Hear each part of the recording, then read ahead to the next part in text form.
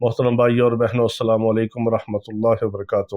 آج میں آپ کو ایک ایسا مبارک کلمہ بتاتا ہوں، ایک ایسی مبارک دعا بتاتا ہوں، ایسے مبارک الفاظ اور کلمات بتاتا ہوں کہ اگر بندہ مومن مسلمان 3 بار ان کلمات کو پڑھے تو میرا رب آسمان سے لے کر زمین تک اگر اس کے گناہ ہوں تو ان کو بھی معاف کر دیتا ہے۔ میرے آقا علیہ الصلوۃ والسلام نے فرمایا کہ میں 70 بار استغفار کرتا ہوں، 70 بار روزانہ۔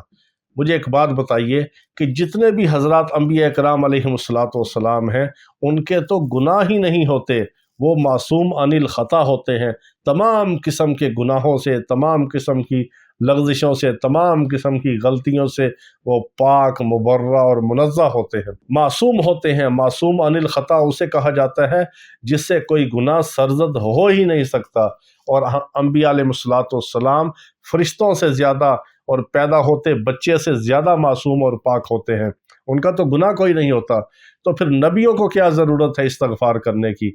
نبی جب استغفار کرتے ہیں تو ان کے درجات کو اللہ تعالیٰ بلند کرتا چلا جاتا ہے۔ نبی جتنا استغفار کرتا ہے میرا رب ان کو اتنا نوازتا چلا جاتا ہے، ان کے مقام کو، ان کے مرتبے کو، ان کے درجات کو اتنا بڑھاتا چلا جاتا ہے، نوازتا چلا جاتا ہے اور بلند سے بلند کرتا چلا جاتا ہے۔ تو میرے آقا علیہ الصلوۃ والسلام نے فرمایا میں 70 بار استغفار کرتا ہوں، اور ہمیں کتنی بار کرنا چاہیے؟ کم از کم صبح و شام ہمیں 100 بار استغفار کرنا چاہیے، اور صرف استغفار پڑھنا نہیں چاہیے، استغفار کرنا چاہیے۔ پڑھنے اور کرنے میں فرق ہے۔ پڑھنے کا مطلب یہ ہے کہ زبان سے استغفار پڑھ رہے ہیں، دل ہمارے ساتھ نہیں ہے، اور استغفار کرنے کا مطلب ہے اپنے گناہوں پر نظر کر کے، ندامت کر کے، گناہوں کی طرف متوجہ ہو کر اور صدق کے دل سے، سچے دل سے، توبہ کی نیت سے استغفار کریں کہ آئندہ ہم گناہ نہیں کریں گے، یا اللہ تو ہمارے تمام گناہوں کو معاف فرما۔ اور جانتے ہیں استغفار کے بدلے میں اللہ تعالیٰ کیا فرماتا ہے اور کیا کچھ عطا فرماتا ہے اور کیسے نوازتا ہے؟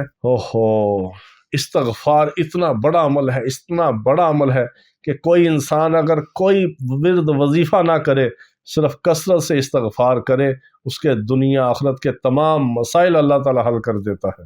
ایک نان بھائی تھا، اس کا واقعہ شاید میں نے پہلے بھی عرض کیا ہوگا۔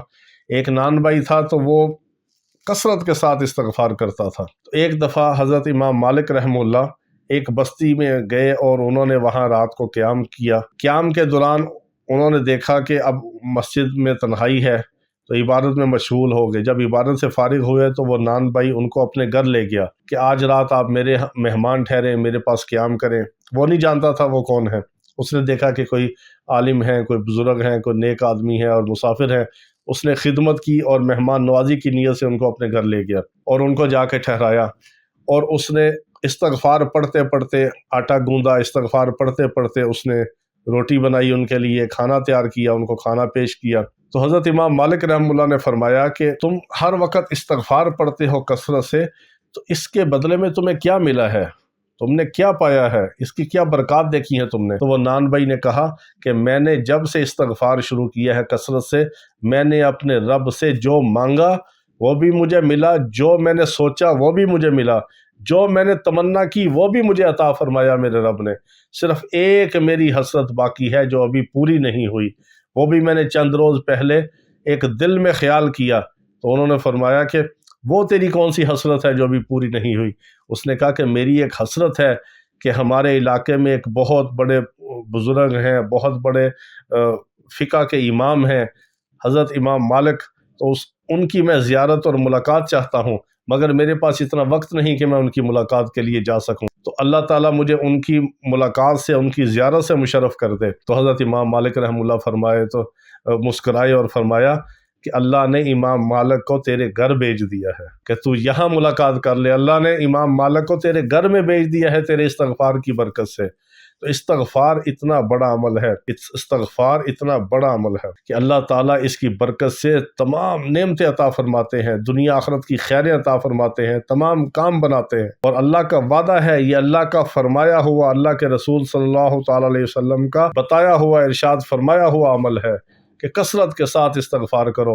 اور میرے آقا علیہ الصلوۃ والسلام کے معمولات کے اندر تھا، میرے آقا علیہ الصلوۃ والسلام کثرت سے استغفار فرماتے تھے اور امت کو استغفار کی تعلیم دی۔ اللہ نے قرآن میں حکم دیا تو ہمیں چاہیے کہ ہم کثرت کے ساتھ استغفار کریں، کم از کم ایک تسبیح صبح شام استغفار کی پڑھیں، اور استغفار کا یہ جو صیغہ ہے یہ بہت زیادہ پرتاثیر اور ببرکت ہے۔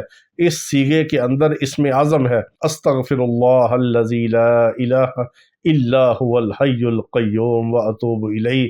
کثرت کے ساتھ اس کو پڑھیں، ایک دن آپ پڑھیں گے تو ایک دن کے اندر آپ اس کی برکات خود دیکھیں گے اپنی آنکھوں سے۔ آپ کا دل نرم ہوگا، رقیق القلب آپ بنیں گے، آپ کے دل کے اندر جو سختی اور شکاوت تھی وہ ختم ہوگی، نرمی آئے گی، اللہ کی رحمت آپ پر برسے گی، آپ کو روحانی جسمانی سکون محسوس ہوگا، آپ کے کام بنتے چلے جائیں گے، اللہ تعالیٰ وہاں سے رزق عطا فرمائے گا جہاں سے آپ کا گمان بھی نہیں ہوگا، اللہ تعالیٰ ہر تنگی سے آسانی کی طرف آپ کو موڑ دے گا، ہر مشکل سے آپ کو نجات دے دے گا، بیماریوں سے شفا عطا فرما دے گا۔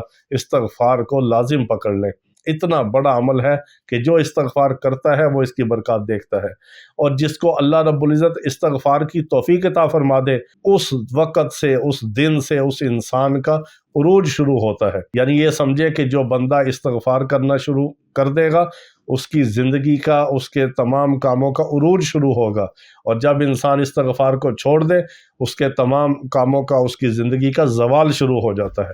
استغفار اتنا بڑا عمل ہے، ہمیں چاہیے کہ کثرت سے استغفار کرے۔ اللہ تعالی ہمیں مستغفرین میں، استغفار کرنے والوں میں شامل فرما دے۔ وآخر دعوانا ان الحمد للہ رب العالمین۔